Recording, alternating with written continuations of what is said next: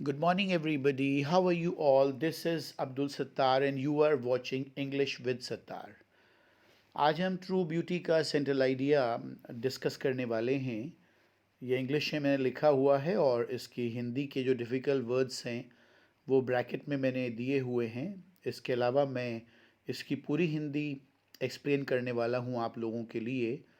अब चूँकि 30% जो सिलेबस है वो कम हो चला है बोर्ड एग्ज़ाम में, तो ट्रू ब्यूटी का जो सेंट्रल आइडिया है वो बहुत अहम है, बड़ा इम्पॉर्टेंट है और इसको आप देख लें। मैंने इसकी जो लेंथ है सेंट्रल आइडिया की वो इतनी रखी है जितनी बोर्ड एग्ज़ाम में एग्जामिनर उम्मीद करता है एक स्टूडेंट से कि इतना बड़ा कम से कम वो सेंट्रल आइडिया लिख कर तो आए। ये 7 मार्क्स का है इस बार, पहले ये 6 मार्क्स का आता था, अब ये 7 मार्क्स का है। तो देखिएगा, the true beauty is a beautiful poem by Thomas कैर्यू। True beauty एक बहुत ही सुंदर पोएम है, टॉमस कैर्यू के द्वारा लिखी गई। द पोएट डिस्क्राइब्स, कवि वर्णन करता है, डिस्क्राइब कहते हैं वर्णन करना। किसका वर्णन करता है? द फिजिकल एंड मेंटल और स्पिरिचुअल ब्यूटी, यानी कि शारीरिक सुंदरता, और मेंटल और स्पिरिचुअल यानी कि मन की सुंदरता, इन दोनों के बारे में वो अपना डिस्क्रिप्शन देता है, दोनों का वर्णन करता है। द रोजी चीक्स, गुलाबी गाल, कोरल लिप्स और मूंगे के समान होंठ, एंड स्टार लाइक आइज, या सितारों की तरह चमकती हुई आंखें, are the symbols of physical beauty. ये प्रतीक हैं किस चीज़ के? फिजिकल ब्यूटी के, यानी कि शारीरिक सुंदरता के। कोरल लिप्स की हिंदी दी हुई है, रोजी चिक्स की दी हुई है, और स्टार लाइक आइस की हिंदी मैंने दी हुई है। ये देख सकते हैं आप यहाँ पर।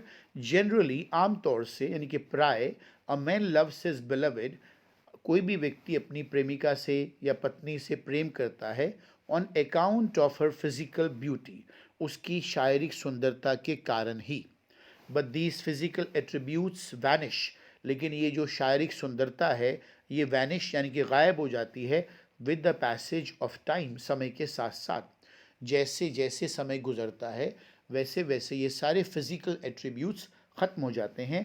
सो इट इज़ नॉट वाइज, इसलिए बुद्धिमता नहीं है, समझदारी वाली बात नहीं है, to depend on physical beauty, कि शारीरिक सुंदरता पर ही पूरी तरह से निर्भर हुआ जाए। द पोएट एडमायर्स, एडमायर्स कहते हैं प्रशंसा करना, कवि प्रशंसा करता है द स्पिरिचुअल ब्यूटी, यानी कि मन की सुंदरता के बारे में, और द ब्यूटी ऑफ माइंड, वही बात है, यानी कि जो मन की सुंदरता है उसकी प्रशंसा करता है, and soul. The poet admires the spiritual beauty और the beauty of mind and soul, यानी कि मस्तिष्क की सुंदरता, मन की सुंदरता की प्रशंसा करता है। सच अ वुमन इज़ ब्यूटीफुल, ऐसी महिला वाकई बहुत सुंदर होती है, इन रियल सेंस, सही मायनों में, who has steadfastness, steadfast mind, जिसमें स्थिर मस्तिष्क होता है, जो अपनी जगह पर टिकी रहती है रिश्तों पर। जेंटल थॉट्स, जिसके विचार बड़े सज्जन होते हैं, एंड काम डिज़ायर्स, और इसकी इच्छाएं बड़ी शांत होती हैं, किसी को नुकसान ना पहुंचाने वाली होती हैं। एज दीज क्वालिटीज़ एग्जिस्ट, क्योंकि ये जो क्वालिटीज़ हैं ये मौजूद रहती हैं फॉर एवर, हमेशा के लिए। ये क्वालिटीज़ हमेशा इंसान के अंदर मौजूद रहती हैं। द गुड कंडक्ट, अच्छा आचरण, एंड थॉट्स, और अच्छे विचार, आर एप्रिशिएटेड, इनको सराहा जाता है, इनको सराहना मिलती है, इनकी तारीफ होती है, एंड रिमेंबर्ड, और इनको याद भी रखा जाता है, इवन आफ्टर डेथ, इंसान की मौत के बाद, इंसान की मृत्यु के बाद भी अच्छे कंडक्ट को हमेशा याद रखा जाता है।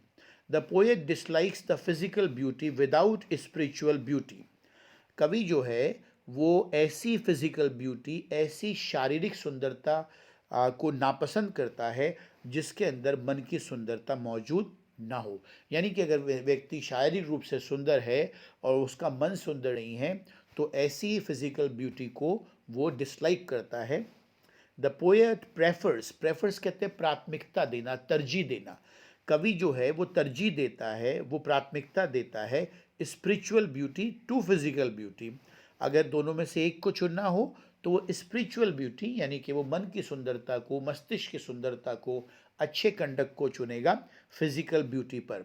As the beauty of mind and soul, क्योंकि मन मस्तिष्क की जो सुंदरता है इज़ एवर लास्टिंग, वो हमेशा कायम रहने वाली है। एक या दो बार इसको आप पढ़ेंगे सुनेंगे तो उम्मीद है आपको याद हो जाएगा। आसान लफ्ज़ों में ही इसको लिखने की मैंने कोशिश की है, और इसकी लेंथ फिर बता दूं, वो बोर्ड एग्ज़ाम के अनुरूप ही मैंने इसको रखा है। बोर्ड एग्ज़ाम में इतने ही बड़ी सेंट्रल आइडिया अपेक्षित किया जाता है स्टूडेंट से। गाइड्स में, मॉडल्स में बहुत छोटे छोटे सेंट्रल आइडिया दिए हुए हैं, लेकिन उससे आपको बहुत अच्छे नंबर नहीं मिलेंगे। वो एक शॉर्टकट तरीका है। अभी वक्त है आपके पास, अभी कर लीजिएगा इसको। It is very easy to learn. 2-3 बार पढ़ेंगे आप तो लर्न हो जाएगा। Okay, that's all for the day. Bye bye.